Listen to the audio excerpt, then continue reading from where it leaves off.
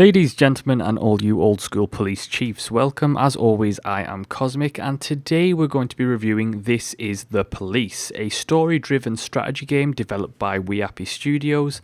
The project itself originated on Kickstarter, where it was successfully funded to the tune of just over $35,000, with the creators originally asking for $25,000. The game places you in the role of Jack Boyd, a police chief of the city of Freiburg, a fictional city that closely resembles any average American city in the 1980s to early 1990s.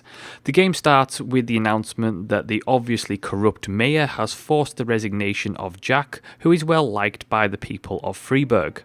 This ties in with his deputy, Francis Kendrick, being involved in a huge mafia-linked scandal, who is also being forced to resign.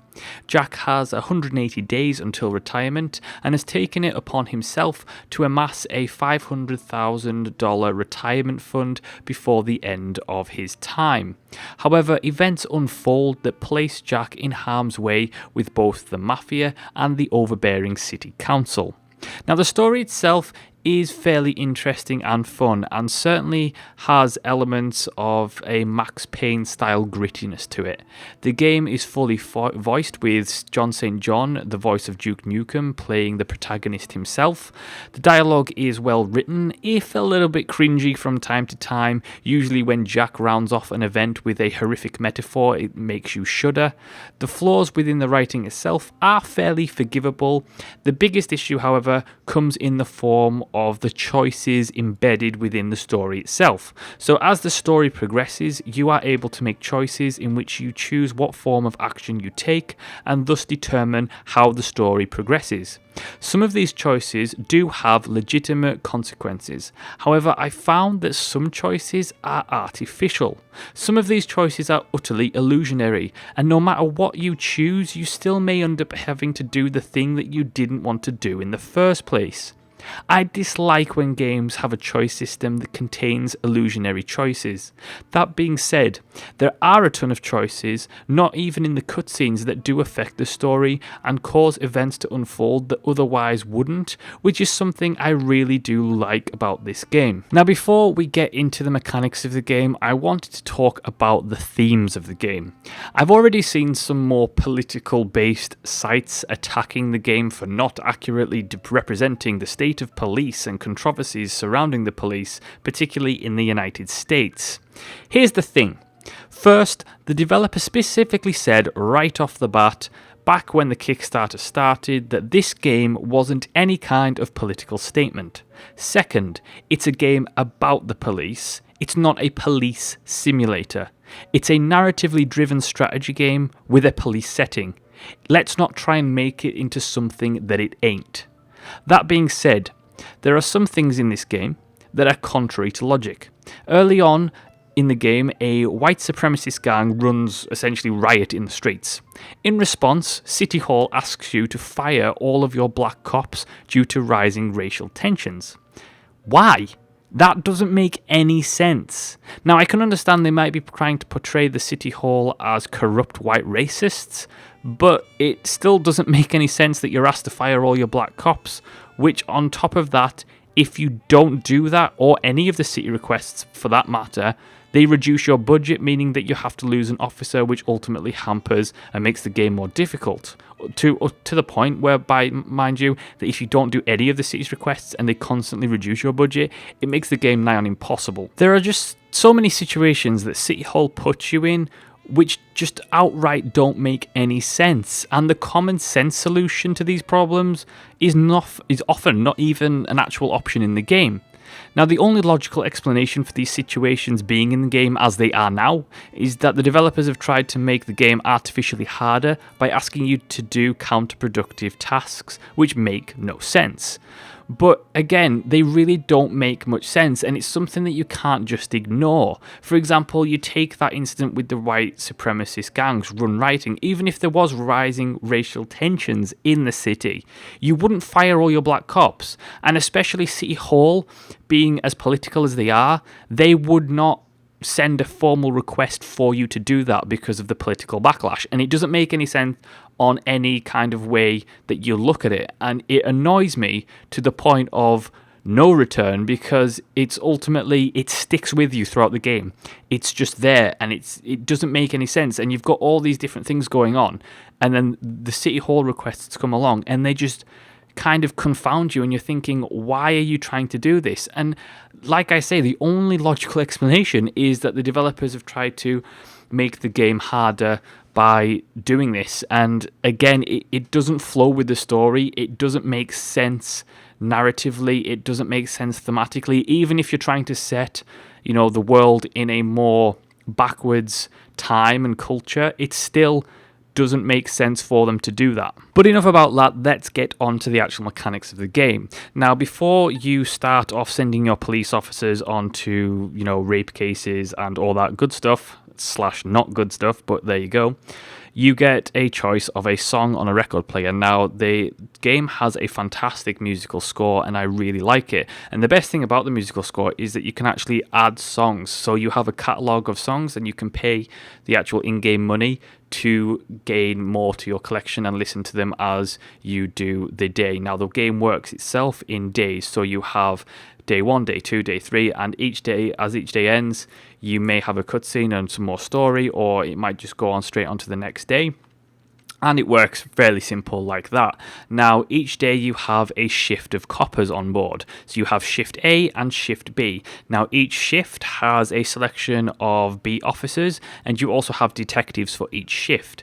Now, each detective and officer are ranked by point system. Now, 150 is essentially your bog standard officer. They're okay. They're standard. They're, anything below that, they're below average. And these rank systems essentially depict how successful they will be in situations. So if you have an officer that has a rank 5, then essentially they are the most unprofessional of unprofessional officers, and it is likely that they will let the criminal escape and probably get somebody killed in the process. However, if you have an officer who is 500 rank, you're likely that is a very good officer, that is a career officer. They take everything very professionally, and they'll probably do things by the book. It works the same way with detectives. Cops and detectives also have certain traits that they can pick up. So, for example, as the game progresses, you may find that one of your officers has a drinking problem. Now, depending on what rank they are, they can lose bad traits. So, for example, if a standard 150 officer has a drinking problem and goes on several missions with a lieutenant or a captain of the police that you have promoted, and say you put them on a mission, because if one of your lower officers goes on a mission with a ranked lieutenant, then they are more likely to do better because they are with a commanding officer. And as they get more successful and complete successful missions, they will rank up. And as they rank up, they become more professional. And as they become more professional, they become more career driven, meaning that they will probably take the job more seriously, lose their afflictions such as drinking or, being lazy or something like that, and they will become a more upstanding officer. It's a fairly simple progression system for the officers, and you could say that it is shallow, but I think for the context of the game, for what the game is as an indie game, it works very well. And I like that it adds a little bit of Ludo narrative to the overall experience, because each officer has a name. Each officer has their own specific problems. They may request days off because their grandfather has died, or they read a book and didn't get to finish it and they want a day off, and all these crazy things happen. But you get to kind of care about your officers, so you don't want them shot in the line of duty, and you get to experience different things and different events that I don't want to spoil, but it gets that sense of Ludo narrative in there, so you have your own stories going through the game as well as the game's actual overarching story. So once you've selected your officers for your shift, you get the map of the city. Now, as you looking at the city, time will progress by minutes and hours, and calls will come in for crime-related activities, and then you are to assign officers as you see fit. The number of available slots on the bottom of the crime will depict essentially the difficulty of that crime. Now, if you send one officer to a situation that has maybe 6 or 7 open slots, it is likely that you sent that officer to his death. Officers, if you send 3 or 4 officers to maybe a 7, they may request backup and that kind of things happen. You also have support systems in place, such as SWAT or a paddy wagon if riots break out, that kind of thing. SWAT can only actually be used once per day, so it's best to save them for something that is very, very important and not just use them for any old thing. As well as your bog standard crime calls come in, you will also get Jack's personal requests. So Jack is trying to essentially accumulate a retirement fund, and so he has put out feelers to members of the community to basically request the police's presence for money. Now, these are pretty legit, legal, above board for the most part, requests that you can do on the side. Now, some of these may take your officers out for the day, and so you have to be careful on your basic distribution of resources, so to speak.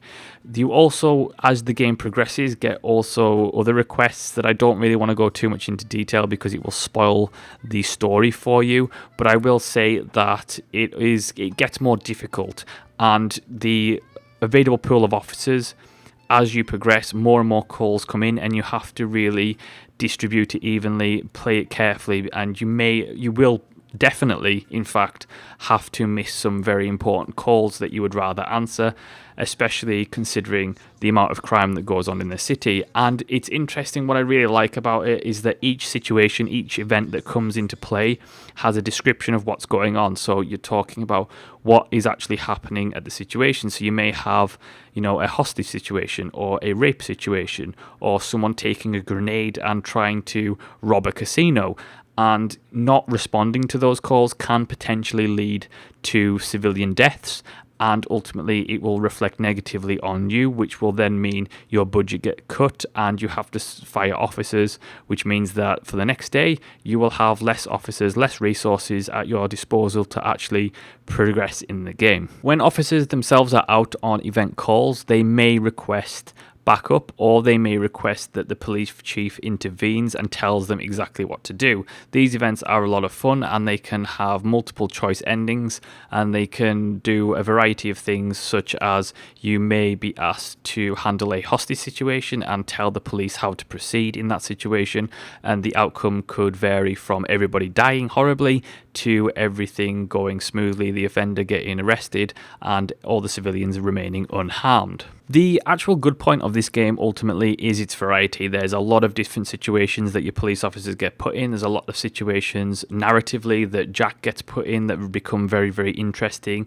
and everything kind of interlocks very, very well. Your police officers can get suspicious of you and report you if you do something corrupt or dodgy, and vice versa. You can implement your own officers into crimes which they did not commit to save your own ass. However, the biggest problem that the game falls into is in the main gameplay itself. While the main gameplay is a lot of fun for an indie game, and it does have several high points, the biggest problem is that it falls and it becomes boring. It becomes very monotonous, it becomes very samey, and thus it lacks replayability in that regard. Yes, the choices in the main story do add a little bit of replayability, but the majority of events and calls that come in during the day are not random. So once you've played them once, you will likely know what to do for the next run, which becomes even more boring and monotonous. Now, with the game itself having that almost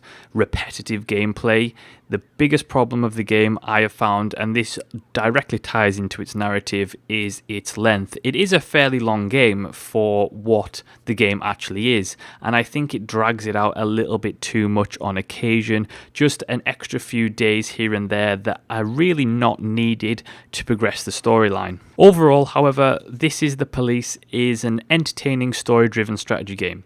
It certainly has its odd flaws, don't get me wrong, and it has its shallow points mechanically, but it remains an engaging, interesting indie game. The story is well executed for the most part, and it keeps you interested long after the main gameplay has become monotonous. It's certainly a game where its positives highly outweigh its negatives. I think people are probably going to try and politicize this game into something that it definitely is not and never intended to be. I think that it is definitely worth a try. It's a fun little indie game. It's well made. It's well executed. Yes, yes, it does have its flaws, but what game doesn't? But what it is a game that leaves you thoroughly satisfied once you've completed it. And while I didn't particularly want to go back to it ever again after that point, it did leave me with an overall positive attitude towards the game after I completed it, and very rarely does a game actually do that. So that's my review of This Is the Police. Thank you so much for watching and listening. Do like, subscribe, and leave a comment. Let me know what your thoughts on the game are, and as always, I will see you next time.